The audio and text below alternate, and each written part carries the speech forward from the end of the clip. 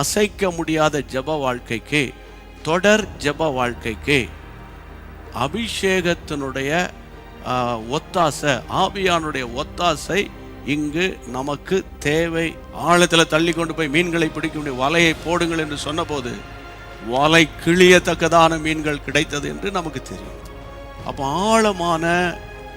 ஆழமான ஜபஜீவியம், ஆழமான ஜபஜீவியத்துக்கு நம்ம ஒப்பு கொடுத்து ஜெபிக்கணும்.